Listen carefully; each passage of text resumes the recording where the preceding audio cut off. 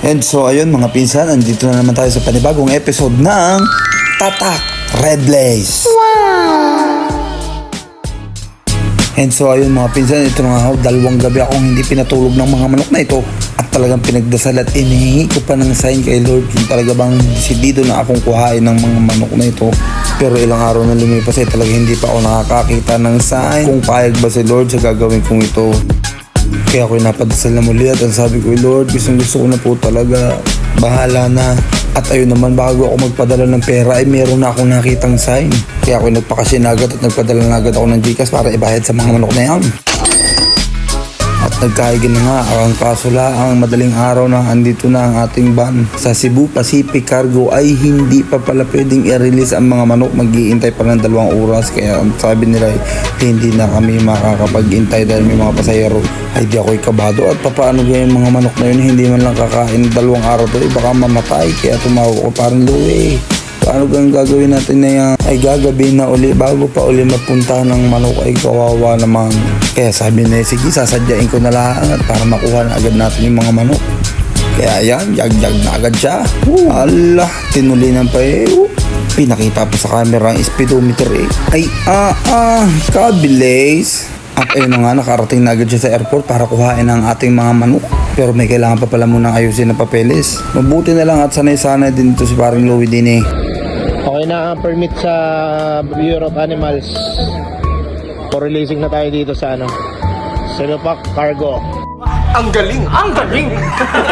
At ayun, medyo napanatag na ang loob ko dito at kakoy, pare tingnan mo nga kung ayos pang lagay. Ayan, binuksan na nga niya, tinignan na ayos man, ang gandang pulit niya rin. Siya, larga. Double check muna uli natin at mamaya ay baka anong nakalagay dyan sa loob na yan.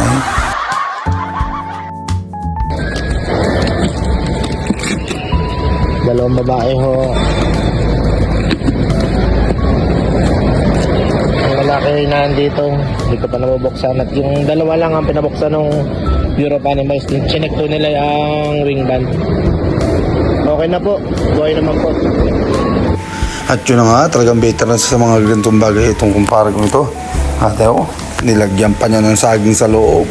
Baka ipot ang matuka niyan diyan. Ayan, sige, pakainin mo lahat at sabihadong dapil na yung mga yan sa haba ng biniyahe sa aeroplano pa lang. Bay, sa mga magpapakuha ng hayop sa airport kagaya na rin, ay kontakin nyo lang ho ang kanyang Facebook na makikita nyo diyan sa harap ng inyong screen.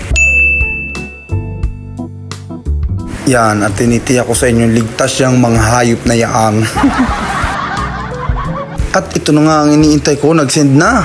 Hindi ko maiwari ang aking kaligayahan Gusto ko lang mahawakan yung manok na yan. O siya, iakyat mo na yan din pare.